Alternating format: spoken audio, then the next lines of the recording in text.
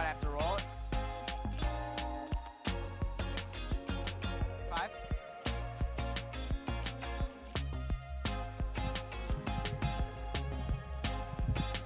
Well, there she is, perfect. Good morning. Hey, good morning. How you doing, Chris? I'm doing great. How are you? 11 a.m. Here Let's we go. We are kicking off a new series. Chris, what do you know about the new series? Measure of success. That's it. That's what I That's heard. the title. And I just thought, what's it about? And it's like one of those days, right? Anyway. It is. Here's what it's about. It's I'm about ready. a reframe of our version, our definition of success as to how the Lord sees it. So, I Craig's love that. teaching, we heard the 9 a.m. It's powerful. It's a really great service. There's a lot of ladders. You'll understand as you watch the Yes. service. But it's all awesome stuff. And hey, we are doing communion today as a Yeah. family. So Yep. we love that you're streaming with us online. But grab what you need so you can participate at home in communion as well. We would love for you to be with us in that moment. So Yeah, super thankful that you tuned in as always. Yeah. And, spring's here. It is. Weather's good. It warm is weather's spring. I coming. have tulips in my yard. You do. I know. It's happening. I don't. No, not yet? No. Maybe. It could happen. We're so glad you're with us. We Yeah. will be back after service to kind of recap things, but settle in, and we'll get going in Enjoy a minute. service. We'll see you soon.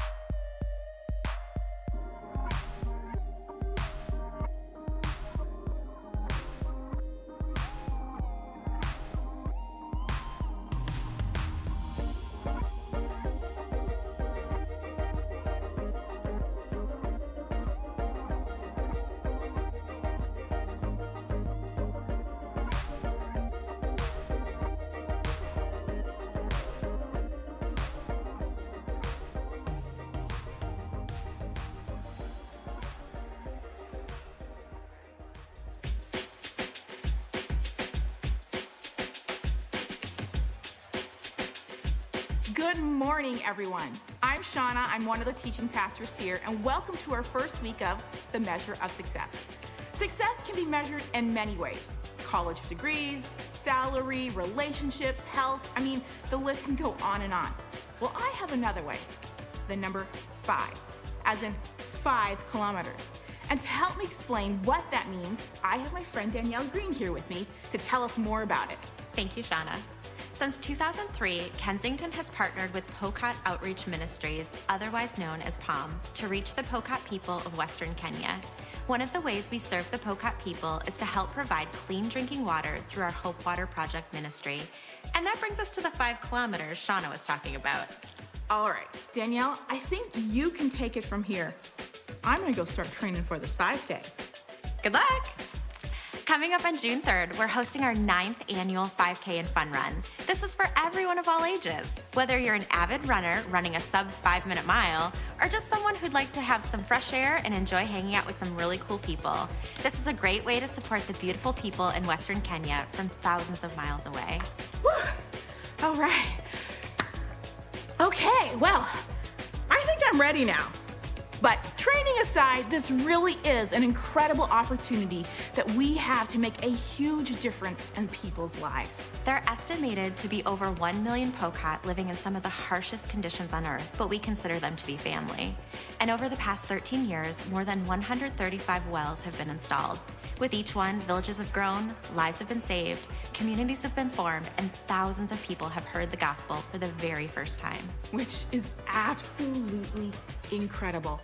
And having just been with the Pokot a few months ago, I witnessed firsthand the impact of clean drinking water.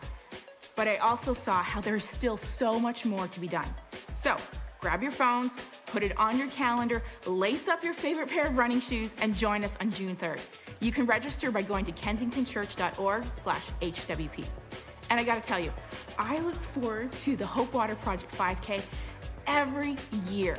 And something else, though, that I'm really excited about is our upcoming women's retreat. Are you gonna be there? I wouldn't miss it. Cool, I'm also gonna be there. So women, whether you are young, single, married, an empty nester, seasoned, or somewhere in between, we invite you to join us for a few days away. It'll be a time to connect with other women, to adventure together, to discover beauty, to experience joy, and to grow in your faith journey. All women are invited to join us for our retreat on May 19th through the 21st at Spring Hill Camps. And men, we would love for you to invite the women in your life to come be a part of this incredible weekend experience. It's going to be an amazing few days where we will embrace rest, implore grace, and inspire love. We can't wait to see you and gather together as women at this year's retreat.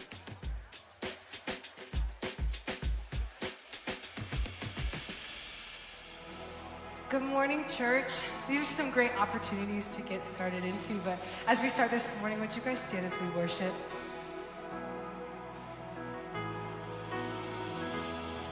It's time for the sleeper to wake. It's time for the old winds to change.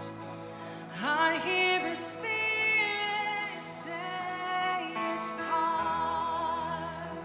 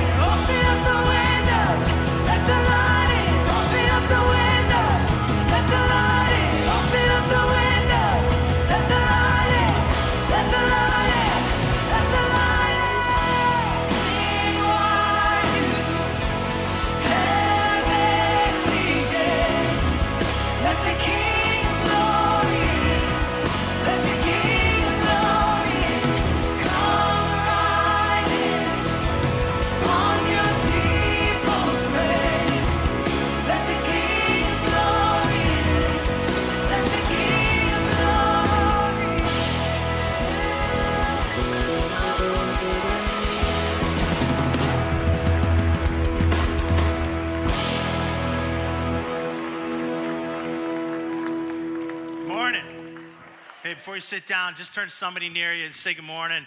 Let them know what you're glad for with the sun coming out this next week and 70 degrees.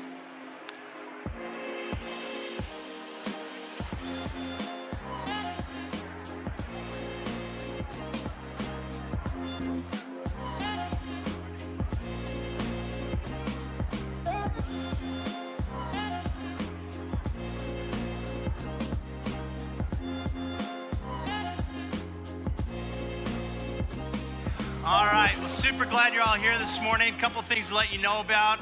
A few things happening all around Kensington, a couple happening here specific to our campus. The first of which is some good news. If you haven't read your email in the last week, we have been in a very long search for the next senior pastor of Kensington after our three founders felt like in the last couple of years it was time to hand the baton off. And that all culminated into us giving a vote of affirmation last weekend for Brian Mowry, who we met back in July and have really believed this is the person to take that baton. And so last week, we all cast our vote. Drum roll. Go ahead, give me your best drum roll. It's pretty awful. Keep your day job. The vote was yes to the tune of almost 99% affirmation across all campuses. So, now, if you've been with us through this journey, you also know that we had a very high vote this time last year, and it didn't go the same way. So we called Brian up on Monday morning and said, listen, vote is yes. You better be a yes, because we got a team of people ready to drive to Connecticut and drag you here. That did not need to happen. He and Becca are ecstatic. They are thrilled. Their house is already on the market. I believe it's even sold by now. They've got a place they've looked at here. Their plan is to move here over the summer, and hopefully by July, and then boots on the ground probably in August, sometime early fall. So we are thrilled. This has been a long journey. It has been one that has had its ups and downs, but we really feel like God has led us through it, led us to this point. And it's one of those moments where we're closing a chapter, but it's not closing the book. We're just flipping a page to a new chapter that we're all pretty excited about. So Brian will be joining us this summer, but he's going to be in and out of town and really starting to engage with the leadership, flying and driving from Connecticut and back home between now and when he actually relocates. So if you've not had a chance to get to meet him yet, he'll be here soon and you'll have your opportunity. So a few things here at the campus just to let you know about. This time of year, if you have not noticed, our attendance has been doing really well. We have been seeing more people, which means more kids and K-kids. But this is a weird time of year as that's happening, because every year this time of year, our volunteer base starts to go down. You got Mother's Day coming up, Father's Day coming up. Once July hits, we're all in and out of town on vacations. And so one of the things that begins to happen is this time of year, kids go up and adult leaders go down. So we would love to invite you, if you've never thought about working in K-Kids, to invite you back there to explore it. So here's what I want you to do. If you got a phone on you, you all do, you know you do. I don't know why I said that. Grab it. Point it at the screen. I want you to take a picture of this QR code. Like, for real, come on, let's do it. I'm watching. And if you delete it once you leave, you're like, okay, fine, I'll take your picture and then I'm gonna delete it. Fine, that's on you. But now you can't say when you leave, I didn't know what the website was. Now you know the website. I would love you just to explore, to think about, maybe even go back there and have a conversation with somebody about what it could look like for you to step into K-Kids. And maybe it's not a permanent thing. Maybe it's just a toe in the water moment. And you're like, hey, if it's dipping right now, and that's what happens in the summer, my kids step in, I'll be like the reserves. I'm gonna come in when you need me. Like, great, put your toe in the water, see if it's for you, see if it's the right place. Maybe you'll fall in love with it and it becomes something more long-term. But I will tell you this, if you have any desire as a follower of Jesus to truly shape the future, that's the place to be. It's working with our teens and working with our kids. Last week we did baptisms, and there was this one young lady who got in the tank. She's 12 years old, and she pulled out a piece of paper when she got in, and so I'm like, oh, she wants to share something. So kind of her dad and I both almost at the same time were like, do you want a mic? Do you want to say something? And she said, no. She goes, can I just read this to you? And so that's gonna be my moment with her. But I will tell you that what she read to me was probably one of the most moving things I've heard of all the baptisms I've ever done here. As this 12-year-old girl just shared a very real moment with me before she went under that water about how God is not just a belief, he is somebody who is rescuing her even 12-year-old little heart right now from the things that are a part of her world and a part of her mind, and just how God is meeting her. And I'm just telling you, you want to shape the future, you shape our teens and you shape our kids. And this is a great place to begin doing it. So we'd love to have you explore that. Also, in line with that, our student ministry, so high school group, junior high group. We have a parent meeting today. That's going to be with the leaders of that part of what we do here. They're just going to share kind of the future, this next year, some of the endeavors, some of the initiatives, some things that we're rethinking and retooling. So we'd love to have you, whether your kids are in a program or not, would love to have you come and be a part of that. I would just tell you, so I've got 2 teenage girls, twin daughters that are 16 that are part of that group. And the last couple of years, they just went through a ton of change, kind of moving from the church they grew up in to one of our campuses on the east side, then coming out here. And so I'll tell you really quick, a little bit of a full disclosure of the McGlasson household. When my wife, Nicole, and I shared with them that we were going to be moving here to Orion, this was back during COVID. We were shut down. Nobody was meeting in the building. So we brought them here on a Sunday morning because they'd never even been here. So I'm like, hey, we got some news to share. So we get here. We're literally standing right against that wall in this room, flip the lights on, just kind of looking at it. And they already had a sense that something was up. And so we just shared that we were going to be making a move again. And why we felt like God wanted us to do that. And I thought, because Nicole and I were excited, I thought they would be like, what? This is awesome. Nope. They broke down sobbing and said, we're not going. And I said, well, here's the problem. You also aren't driving yet, so you're going to have to go. So here's why I tell you that. They are a part of our high school group, and I don't think I could drag them away from it at this point. They have found real friends there. They have found real community. It has been a place that's helped them grow further in their walk with God. And it's something now that I don't think I could take away from them. So if your kids are a part of it, then you probably already know a little bit. But if they're not even, we would love to have you at the meeting. I'm going to be there. I'm going to be a part of it today just because I've got kids in it as well. So if you've got any questions about what we do with our high school and junior high, right after this service, just directly out these doors, the other side of that wall is a room called 1300.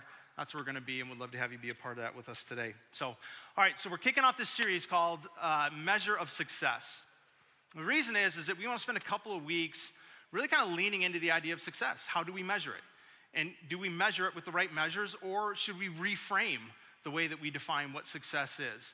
So what we did to kick things off is we sent our very own Sam Anderson with a camera and a microphone to downtown Detroit, Campus Martius. It's funny because First Service laughed at that too. You guys know Sam.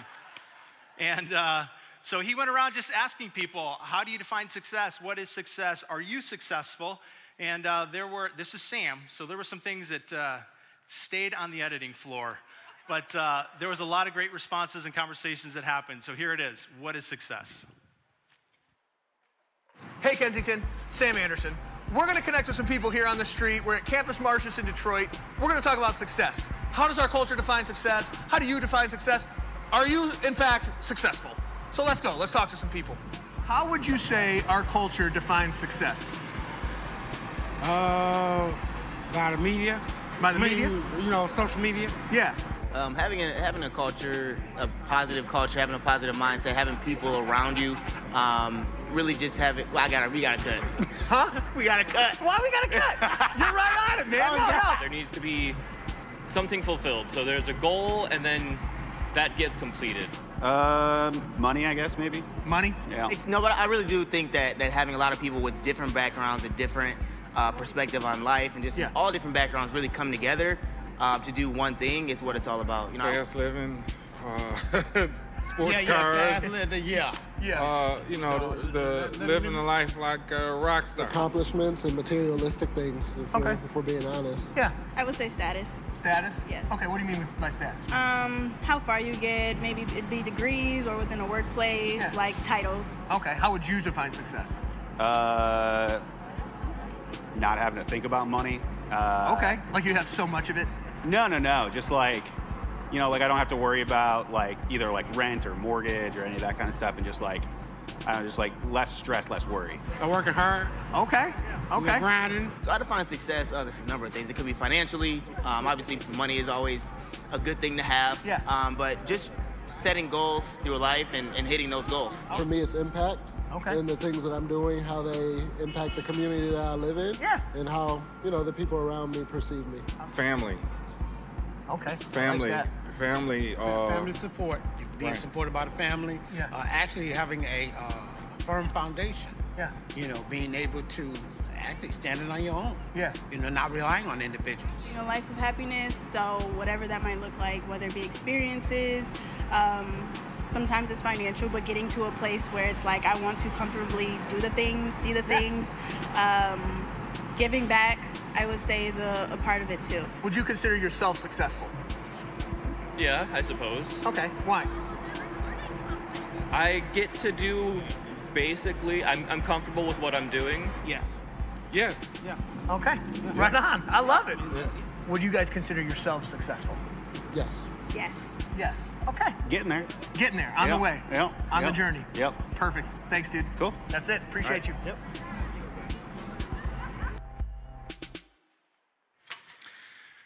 So I wonder how you would define success. Matter of fact, I'd love you to do this. Take 1 minute, look at the person next to you, and give them one word that you think defines success. If you're married, just say, marrying you. It's a little tip. If you're single and sitting next to somebody you'd like to marry, say, would be marrying you.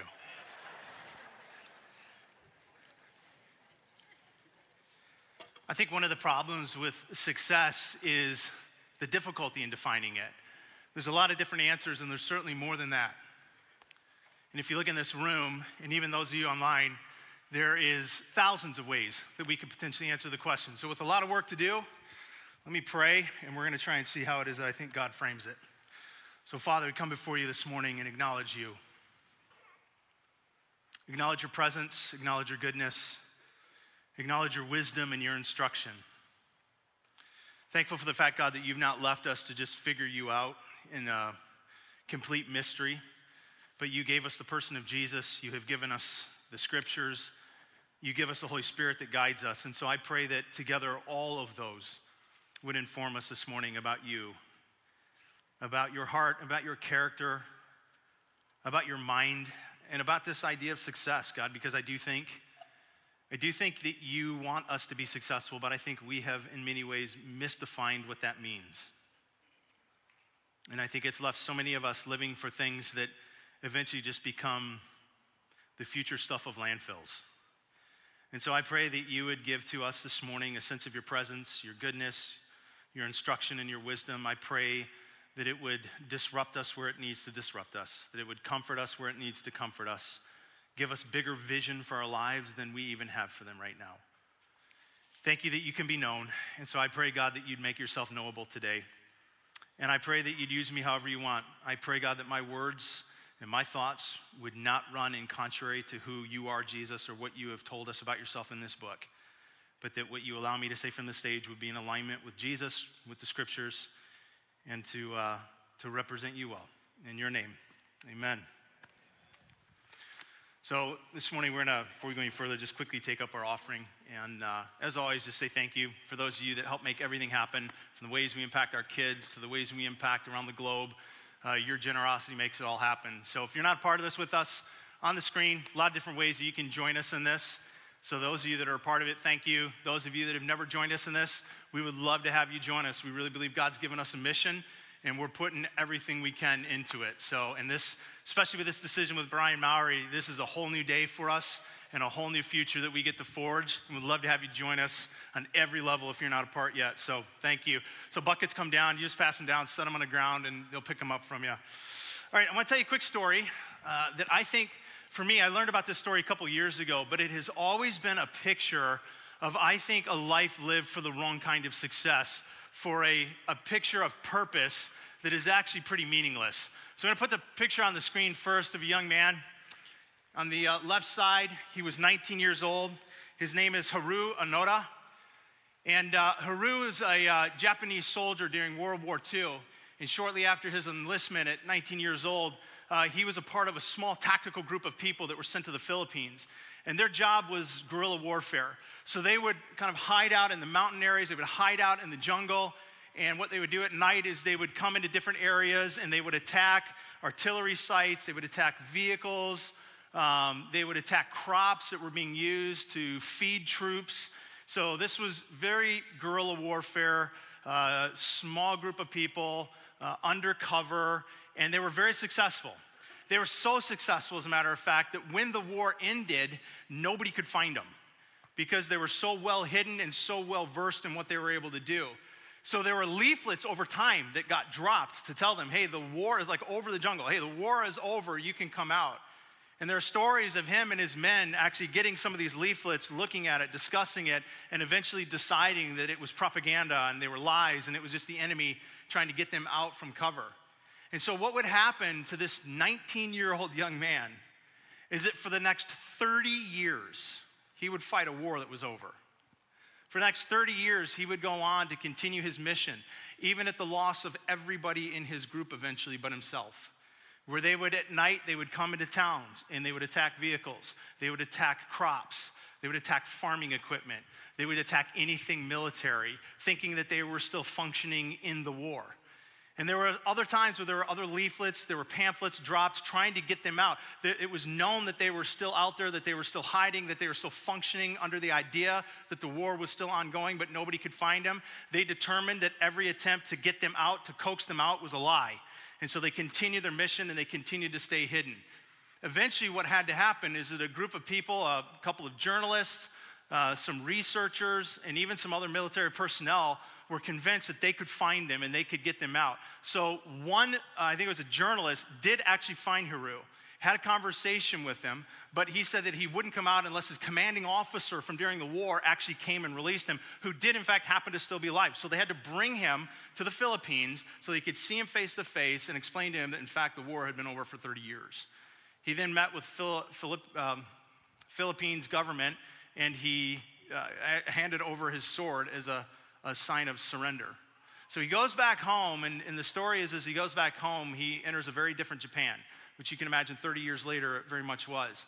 So he was very discouraged, very disillusioned, felt like it was not the place he had grown up, and so he left and he went for a period of time to live in Brazil, got married, raised cattle, had a farm, but he stayed in touch. He read stories, he had family, read the news, still back in Japan, and there was one story he heard that just gripped his heart.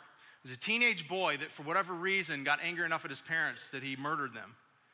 And so all of this history of Heru having gone back home, being frustrated with what he saw about the change in his country, leaving, reading stories, reading that particular story, he decided it was time to go back home, so he did. He ended up moving back to Japan after about 5 or 6 years in Brazil, and part of what he then did for many of the things he accomplished throughout the rest of his life, including becoming a public servant, was he opened up a series of camps called the Anoto Outdoors Farms. And they were camps established for the specific purpose of helping young, struggling teens to overcome whatever issues and whatever trauma and whatever things are going on in their life. And what's interesting to me when I heard the stories, I wondered for how many of us are we possibly living our lives like Heru? We're living our lives for something that doesn't need it. We're living our lives fighting a war that's over. We're living our lives for a sense of success, stay my post, continue to live out my orders. We're living our lives for a sense of success that in fact is not successful at all.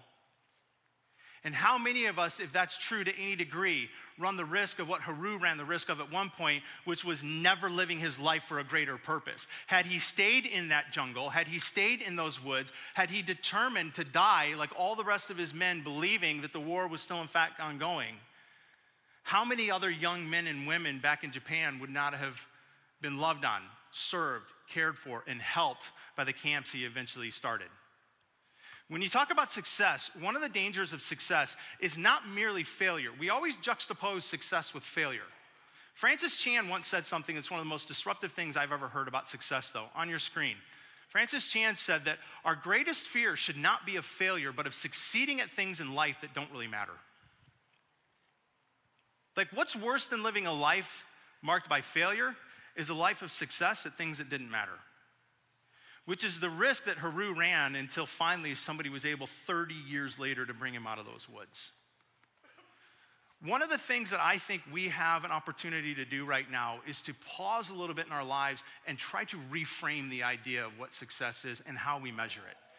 And I think we have the opportunity to do that because of what our world has gone through in the last few years. If you think about it, we get times throughout life where we get to pause and kind of ask the questions like, what really matters? What am I living for? What really is success? It happens every time we go to a funeral. We have these brief moments where we think, man, am I really loving people well? Am I living for what matters? And then 3, 4, 5 days later, for most of us, we kind of go back to quote unquote life as usual. Sometimes it's less traumatic moments in life that just become a gift for us to think, like, am I really living for what matters? Am I really living a life that indeed is marked by success? Like for my wife and I, our firstborn, our oldest, he's 20 years old, just moved out a week and a half ago into his own apartment, getting married in a month and a half, and he moved in first, and we thought she was, and it just surprised us, and we're like, oh man. And I'm telling you, I don't know if you've been there, many of you have been there at this point, but this is very new for me. Walking by my boy's bedroom every night and it's empty is like heartbreaking. But it's also giving me the opportunity to reframe some things in my life that I want my life to be about. Like I find myself lately asking 2 questions on the heels of really him moving out and that change in our home. One of those questions is, what am I not doing right now in my life that 5 years from now I'm gonna be disappointed in myself if I don't do? I've had a vision to write a book for years. I'm only about 30 pages in, and I just keep kicking it off because I've got so many other plates that I'm spinning. And I really feel like lately, especially in the way that my son moving out has kind of reframed some things for me, like I don't want 5 years from now to regret it. I don't want 5 years from now to say I didn't make any progress. But it's creating this question in my mind too. Who don't I want to disappoint in my life? Because you, like me, we've got a lot of different people that demand our time. People at work, people at church, people in your family, neighbors, soccer communities, running the stand during the soccer game. You got a lot of requests in your time, just like I do.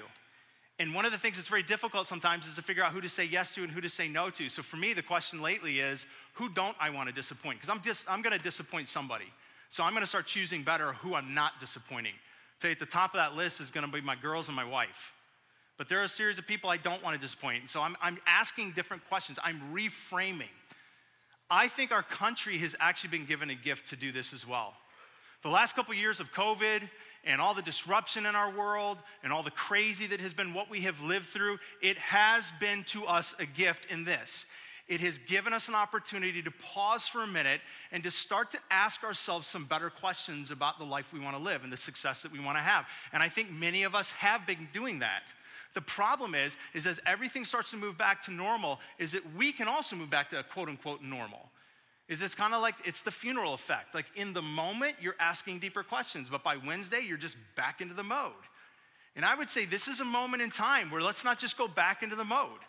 Like we've gone through a lot the last couple of years. It's made us ask, do I want to work that many hours? Is my family more valuable than my income? What if I don't see them tomorrow? Like we've asked a lot of great questions in the last couple of years. It's helped, I think, many of us reframe a sense of what our lives should be lived for. I would say lean deeper into those questions. And don't let the fact that we're just going quickly back to normal rob us from the opportunity to reframe some of what it means to be successful in our lives. Even Forbes wrote an article, pretty extensive article, on the impact of the last couple of years on how we define success. I'm only going to give you 2 paragraphs that stuck out to me. This is part of what they said in the article. A few years ago, we would have said success means earning a lot of money, having a big house, nice cars, traveling around the world, a summer home in the Hamptons, and all the trappings that signify that you have, quote unquote, made it. But as of late, we're not quite sure how to define it anymore. Another place in the article, it says that the Great Resignation, the fact that we've got so many people resigning from so many different jobs, tends to symbolize a very new mindset. It's an evolving revolution taking place, really. The last few years made us contemplate our lives in ways that the previous did not. This entails what type of person you want to become, job or career that offers satisfaction, and what you want to do to create a sense of purpose and meaning in your life. So really the whole article just goes on for many pages to describe a lot of the changes that took place in the last few years that we have lived through, and how many of those changes and much of the effect of what we lived through the last few years had us redefining a lot of things. Whether or not I want to work at home, whether I really want this job, should I be home more often? And it was leading us to try to redefine some of what it means to measure success in our lives. Here is my concern. I already said it, I'm going to say it again. As we go back to normal, we'll stop asking the questions. So there's some common language that we tend to use. It's going to be Illustration Sunday here. That is wrapped in what we mean by success. So one of the common pieces of language we use when we talk about success is climbing the what?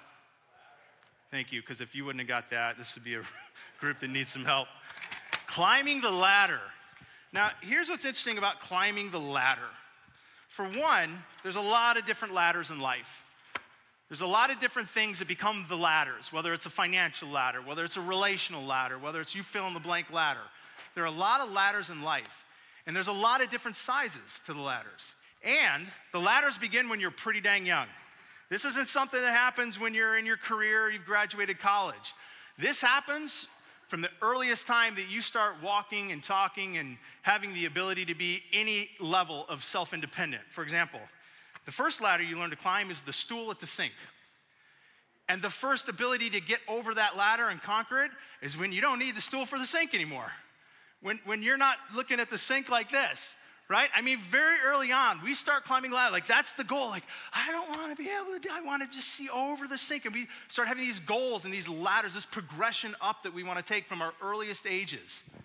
And then we have others that start to come. In adolescence, we have ladders of relationship. And we have ladders of success in high school or getting into college. Like, we start building from a very early age. Or maybe it's even younger. Maybe our ladder, I'll tell you, when I was like 8, my ladder was G.I. Joe and Star Wars figures. Like, whoever had the battleship, anybody have the battleship? That like 30-foot long battleship? Like, that was a ladder. You get the battleship, you just jump like 2 rungs, right? Or the Ewok village. Like, we have these ladders all throughout our life that we are trained to see as how to measure success by getting up them higher and higher. And then as you continue to go through life, the ladders keep changing. The thing is, the ladders get bigger and bigger. Then they become about relationships and occupation and income and zip code and the better zip code and the car and the iPhone 5. And this is pretty wobbly. And then the iPhone 25. You get the idea? We have all these different ladders in life that we feel like we have to climb. Now, here's the thing. Let me give you 2 different quotes while I'm up here on the ladder. Some of you are like, are you guys worried? Stop, it's fine. All right, so here's a couple quotes, because when you think about being up at the top of the ladder, here's what I don't want you to hear today.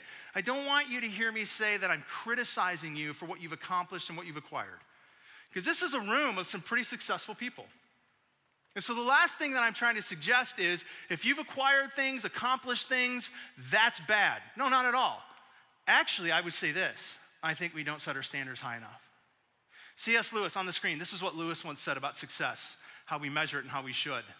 It would seem that our Lord finds that our desires are not too strong, but too weak. We are half-hearted creatures, fooling around with drink and sex and ambition when infinite joy is offered us.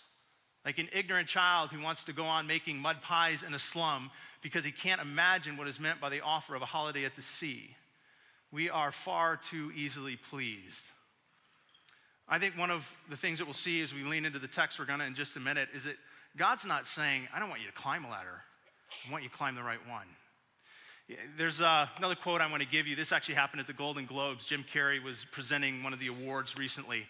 And 2-time winning, Golden Globe winning Jim Carrey took the moment to be very sarcastic in telling the whole room what he thought of the entire thing. I'm 2-time Golden Globe winner Jim Carrey. You know, when I go to sleep at night, I'm not just going to sleep. I'm 2-time Golden Globe winner Jim Carrey, going to get some well-needed shut-eye. And when I dream, I don't just dream any old dream. No, sir. I dream about being 3-time Golden Globe winning actor Jim Carrey. And the whole room is giggling and laughing until he makes a clear shift as he really is trying to, I think, be disruptive to the room. And he says, because then it would be enough. I would be enough. And I could stop this terrible search for what I know ultimately won't fulfill me. There probably isn't too many pictures in life of people that have achieved the top of the ladder, but maybe the Hollywood actors, because they've got it, right? They've got the notice, they've got the attention and the fame, they've got the wealth. I mean, they've got in many ways, they've got all the boxes checked off. And what does he say? It doesn't matter. It's just a search to continue to find something that will give me meaning. And I'll need a third. And when I get the third, I'll need the fourth. Because here's part of the problem with the ladder. Doesn't matter how high you get. Not only can a ladder be unstable and fall out from under you when you don't expect it, but there's always going to be a higher ladder. There's always going to be someone that can go up higher than you can, even if you're at the top.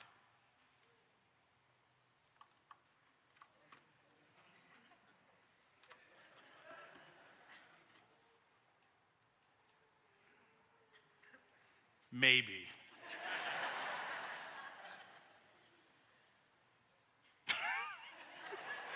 Well, this is really awkward right now.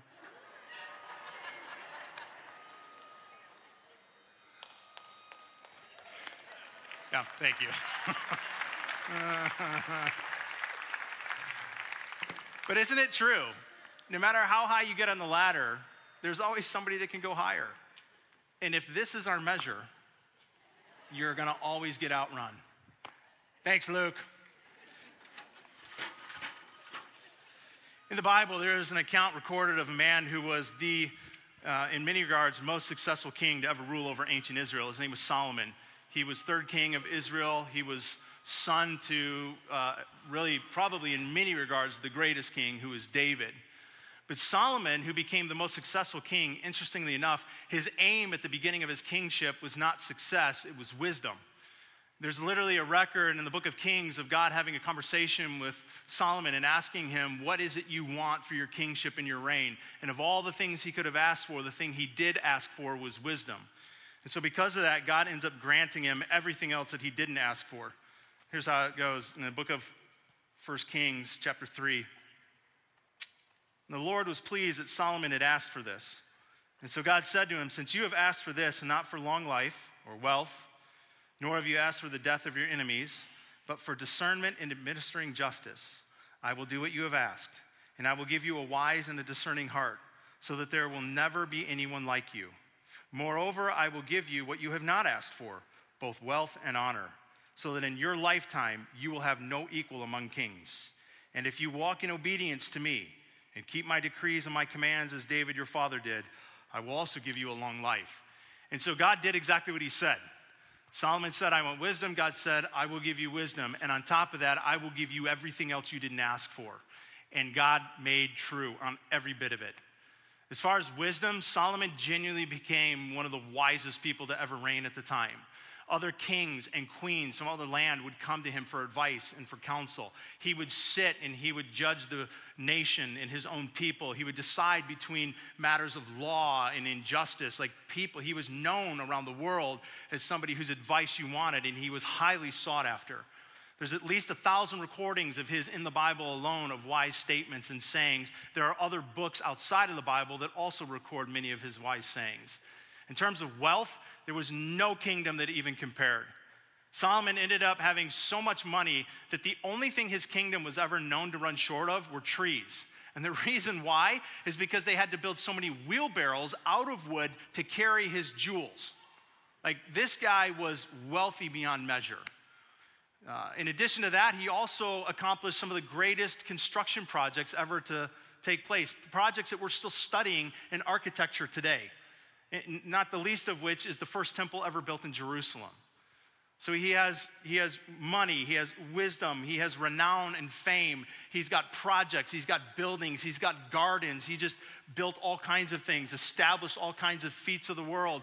And then relationally, if you know Solomon's story, you know that he had 700 wives and 300 concubines.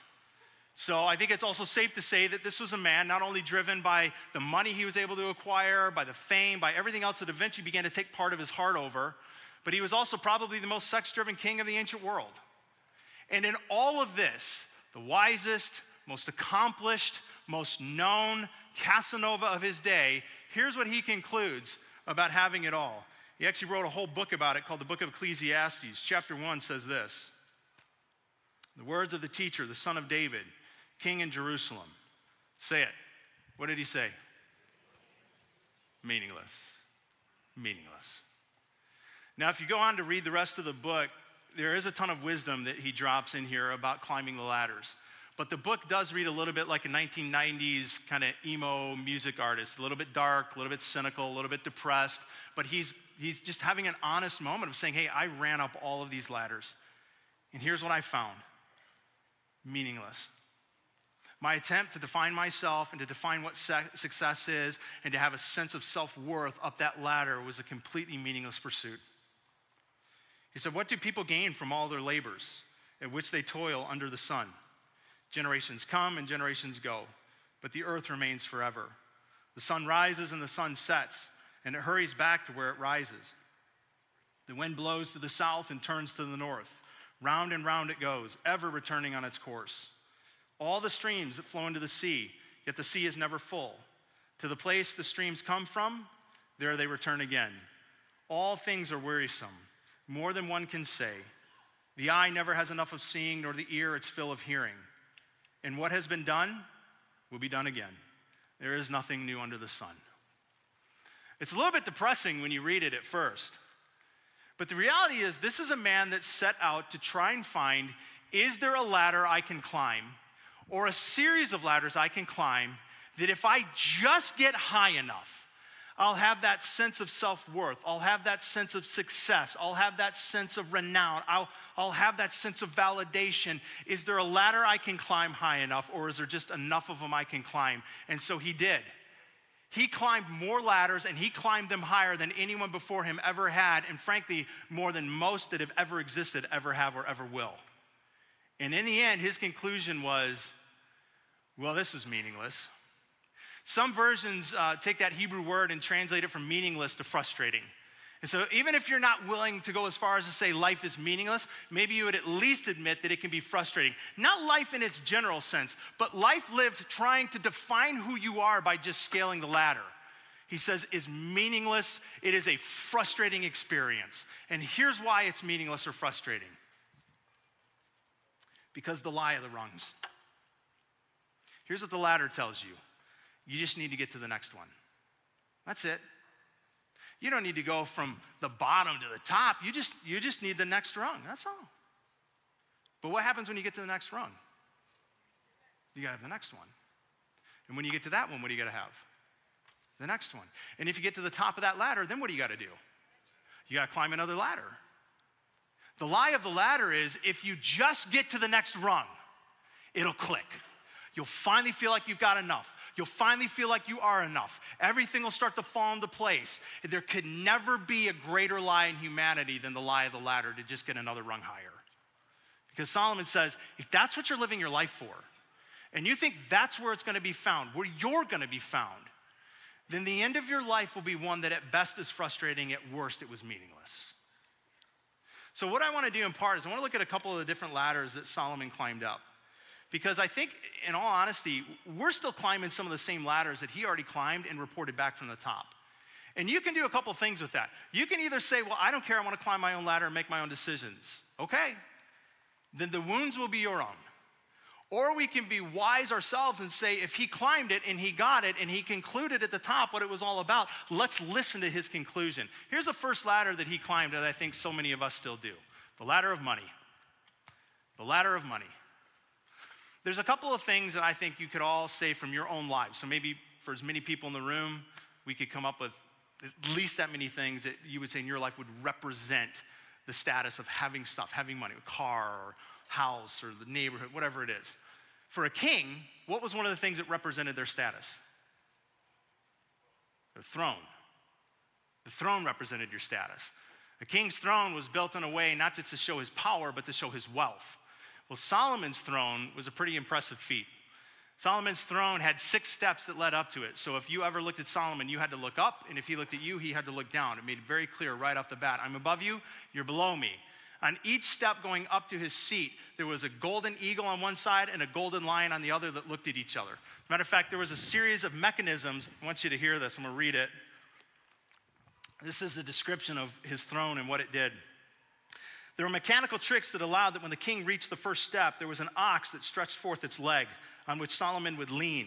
A similar action taking place in the case of every animal on every step of the 6 steps. From the 6th step, there was an eagle who had raised, there was eagles that raised the king to the place of his seat when he reached it, near which a golden serpent laid coiled up. When the king was seated, the large eagle then placed a crown on his head. The serpent at that point uncoiled itself, and the lions and the eagles moved upwards to form a shade over him. There was a dove that then descended and took the scroll of the law from the ark and placed it at Solomon's knees. When the king sat surrounded by the Sanhedrin to judge the people, the wheels began to turn, and the beasts and the fowls began to utter their respective cries, which would frighten those who had intended to bear false witness to the king. Moreover, while Solomon was ascending to the throne, the lions would scatter all kinds of fragrant spices. So if you have a lazy boy that you have custom made to be gold, has 6 steps to get up to it, and when you sit down, it sprays incense and it growls at your children when they lie to you, you probably have money to waste. So this is Solomon. And on the screen, here's his conclusion. Like, again, this is a guy that only ran out of wood because of the barrels he had to make to carry all that he owned. This was his conclusion. Those who love money will never have enough. You know, Johnny Depp, I read recently, I think we all know that Depp has lost tons of money, but do you know that he has earned and lost $650 million throughout the course of his career? $650 million. Like, I'm just thinking if anybody came to you today and was like, hey, would you like $650 million? You'd be like, it would change everything for generations. Well, it didn't for him. Why? Because you'll never have enough. And when you don't have enough, you're going to need to get more. And it's going to lead to all the decisions that have you losing it because you're living for it. How meaningless to think that wealth brings true happiness. The more you have, the more people come to help you spend it. So what good is wealth? Except, perhaps, to watch it slip through your fingers. People who work hard sleep well, whether they eat little or much. But the rich seldom get a good night's sleep. There's another serious problem I have seen under the sun. Hoarding riches harms the saver. Money is put into risky investments that turn sour and everything is lost. In the end, there's nothing left to pass on to one's children. We all come to the world, to the end of our lives, as naked and empty-handed as the day that we were born. We can't take our riches with us. Listen, there's nothing radical in what he says there. We all know that. You can't take it with you. You come into the world naked, you leave the world. We know that, but do we know it? Because how many of us are still trying to get up the ladder? And here's what's interesting. The deceptive lie of the ladder doesn't have us often seeing it because we're not trying to go from the ground to the top. We're just trying to do what? One rung at a time. There's a study I read a couple years ago. It was conducted on people that made from $12,000 annually, so it must be a high schooler, I don't know, up to $120,000. One question was asked all of them. How much more do you need to earn to alleviate whatever financial pressure you're currently under? What's interesting is nobody gave the same amount. Listen to this. Everybody gave the same percentage. All the way up the scale, everybody gave the same percentage, 10%. Just 10% more. That's all I need. And here's what I think is fascinating. Because nobody was saying, hey, how much do you need to alleviate the pressure? $1 million will do it. They didn't jump all the way to the top of the ladder. What they said is, yeah, I just need 10% more. That's it. But what did the 10% more person say? I need 10% more. And what did that 10% person say? I need 10% more. That's the lie of the ladder. You just need a little bit more. You just need a little bit more. You just need a little bit more. And Solomon's conclusion was this: it's meaningless. If that's what you're living your life for, if that's where you're going to find your measure of success, you're going to live a very frustrated life and potentially a very meaningless one. Second ladder is the ladder that I'm going to call the ladder of achievement. Ladder of achievement. So what can I do? What can I build? What can my name be left on when I'm gone? What's my portfolio, my job? What's the seat I sat in? What are the things that I built? And Solomon had a pretty impressive list of all that. So you go back to the book of Ecclesiastes, chapter 2, Solomon says this: I undertook great projects. I built houses for myself. I planted vineyards. I made gardens. I made parks. I planted all kinds of fruit trees. I made reservoirs to water them and flourish the trees. And here's his conclusion, verse 10 of chapter 2. Yet when I surveyed all that my hands had done and what I had toiled to achieve, everything was meaningless. It was a chasing after the wind. Nothing was gained under the sun. Now there's a phrase that's now occurred 2 times, and it's going to become important to Solomon and a part of how he, I think, tries to reach conclusion in all of this. It's the phrase under the sun. So I want you to lock that in. He just said it. He's already said it.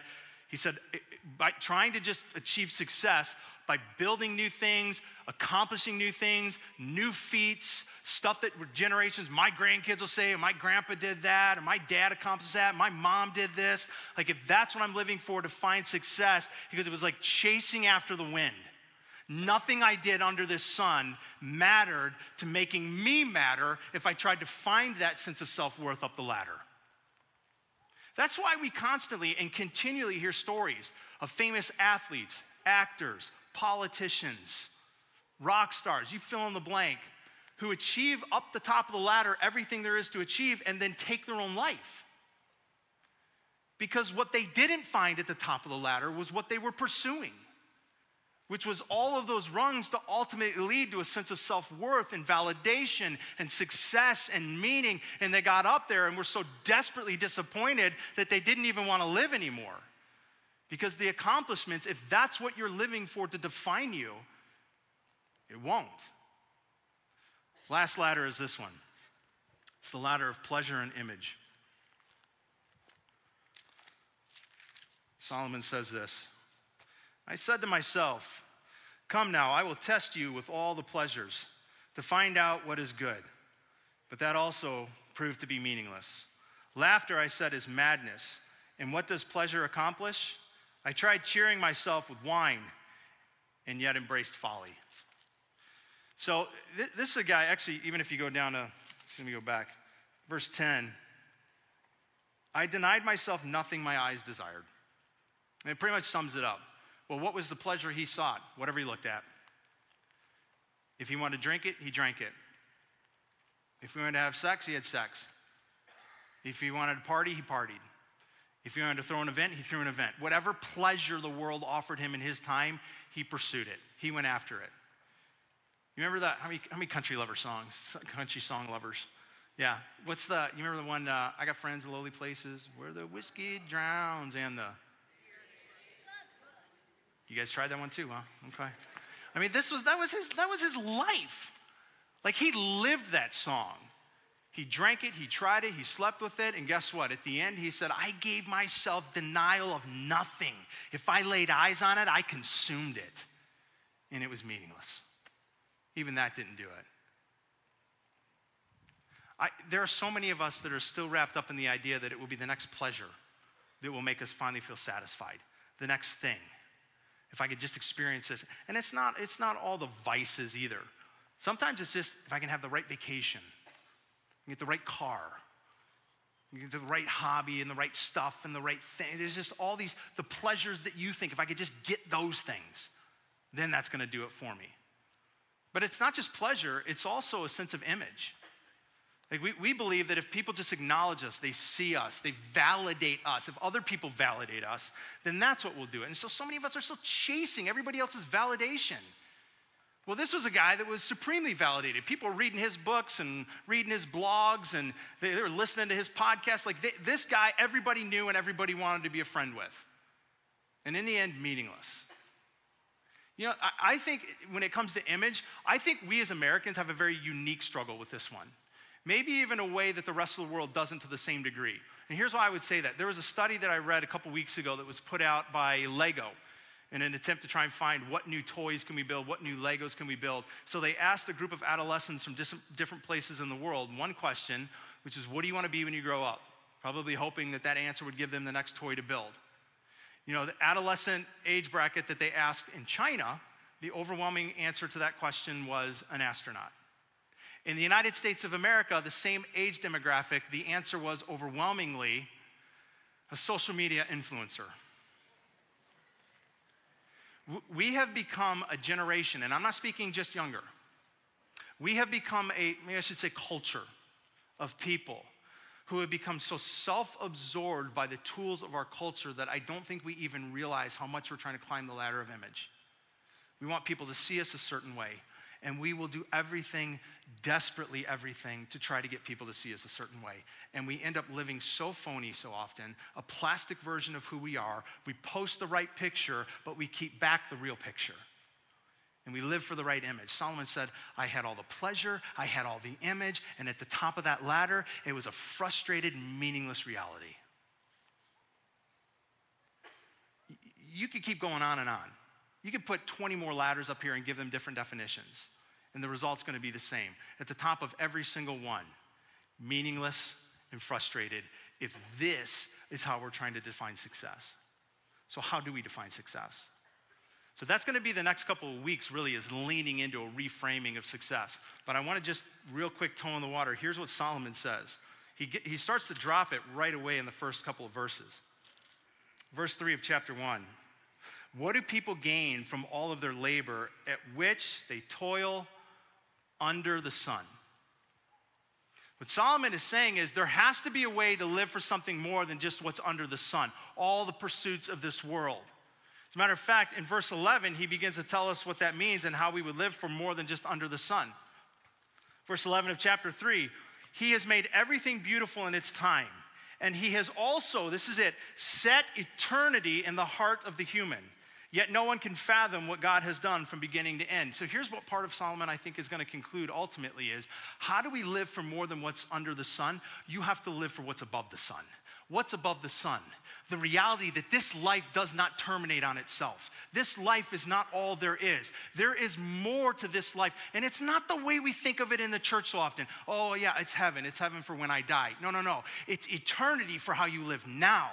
Eternity is not just where we go when we die. Eternity is supposed to be the set of lenses, a bigger reality to this life that overlays this life to help us make decisions in the here and now because of the yet to come.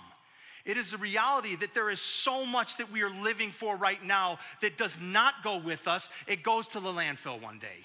Most of what we define in life as success and achievement and as arriving, it will rot in a dump after you're gone.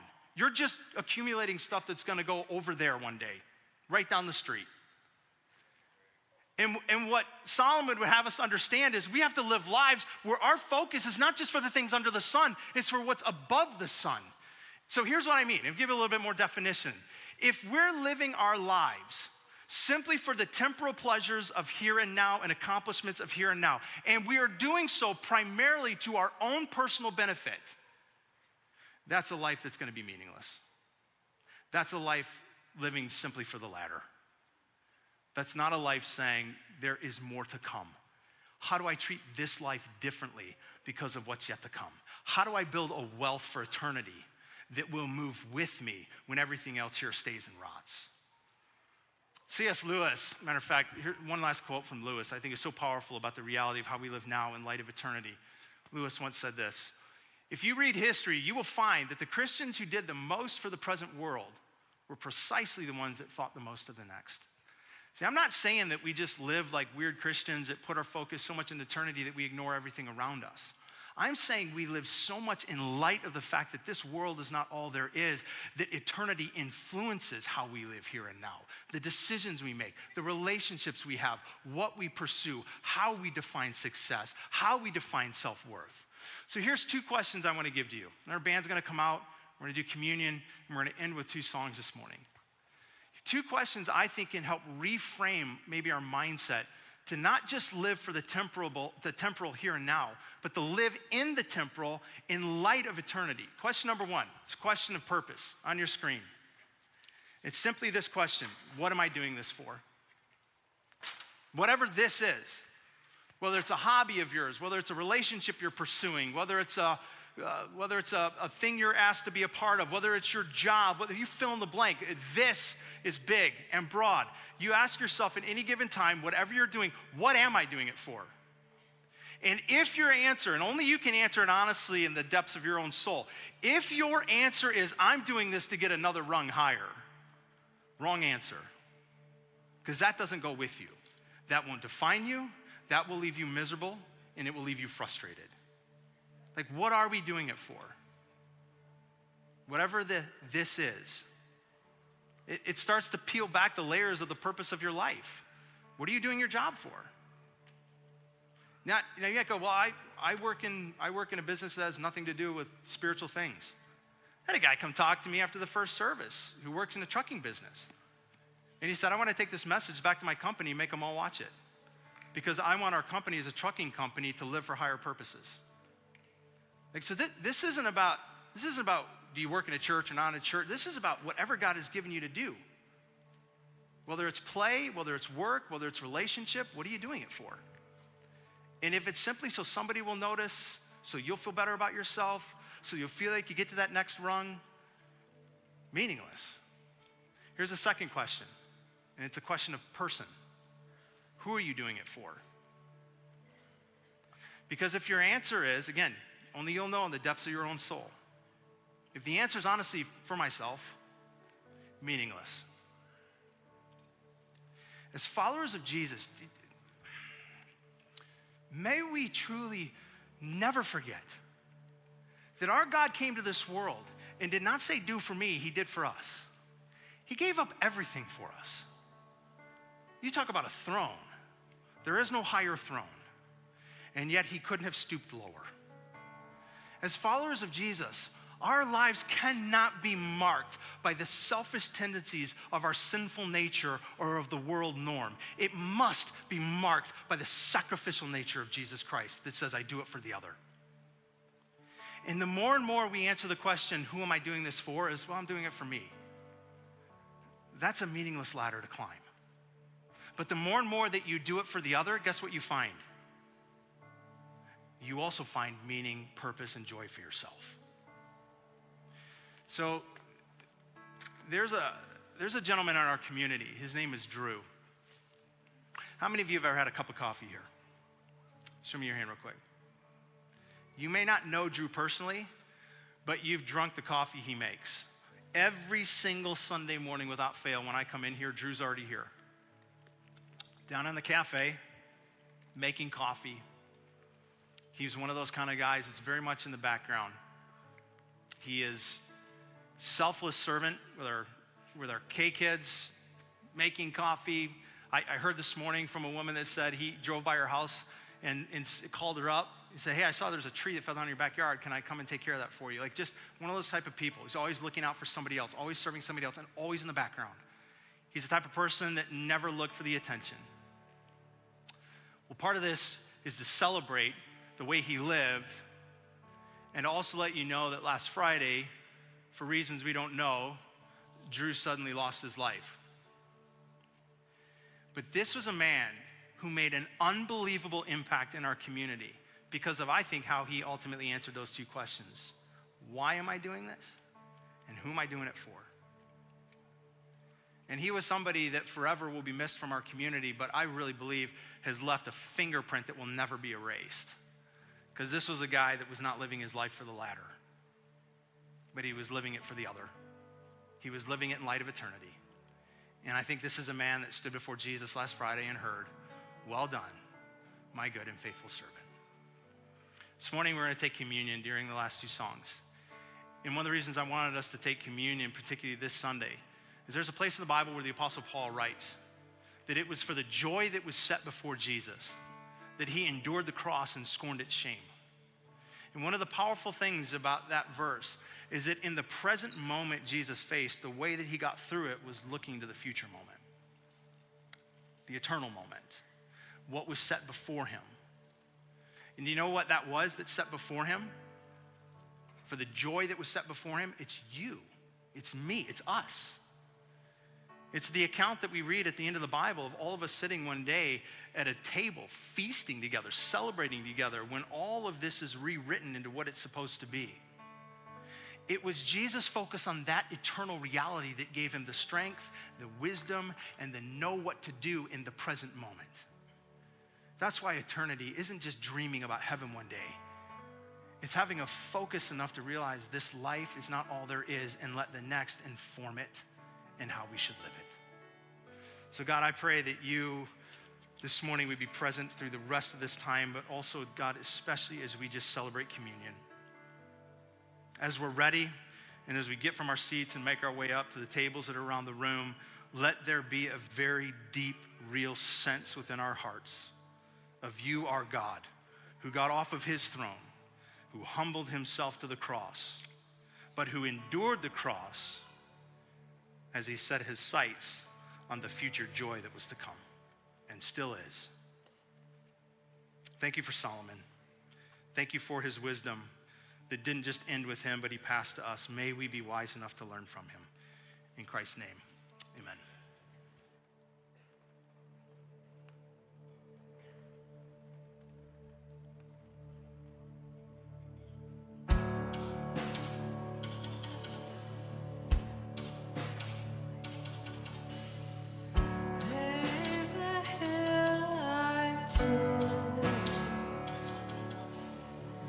We're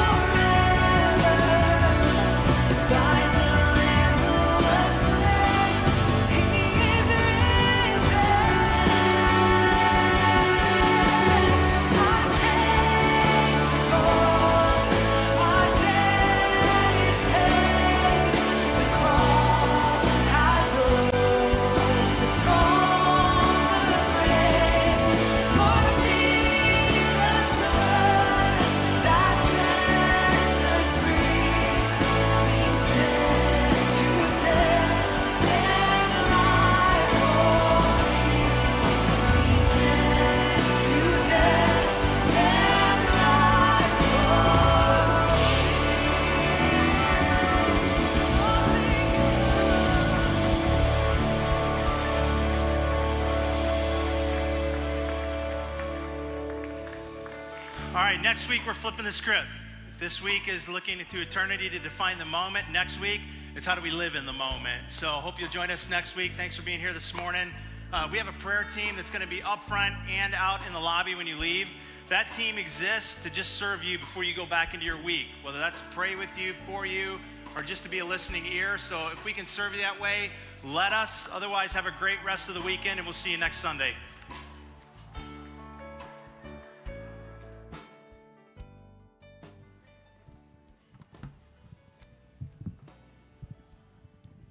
You are awesome. Hey, guys. Hey. What a service. Seriously. We did That's not it. plan that. We did not plan But that, that did we? exemplifies, I think, how good that service really was, Right? and how important it is for this time in our lives and what's happening in culture, and just the pressure that I think we all take on our lives to say it won't be good until this, and that's no way to live, Kim. Right. No, I totally agree. I think everybody's got their thing that they think, oh, just this thing, or that thing, or the next thing, or all the things, and yeah, it's not about the things, Chris. It's not not about things. the things. I shared this with you in the first service, but I'll share this with you folks in this service as well. I think as it relates to even something like money, how much is enough? And I think the core issue is whatever amount replaces trust. So whether it's our career, our money, our personal aspirations, at what point does it replace the fact that we trust in the Lord with all our heart, we lean not upon our own understanding? Good. Like, that's it. Yeah. So I'm excited. We've just scratched the surface. I know. On This was the first week of the series. go. We've got a few more ahead of us. It's gonna be but good. we were so glad you're with us. So glad we can participate in communion I'm so together as a glad. campus family. Mhm. But hey, have an awesome week. The sun is Yeah. actually starting to come out here. coming. But we'll see you guys next Sunday. Yeah, have a great week. We'll see you soon. Take care, guys. Bye. Freaking love doing this with you.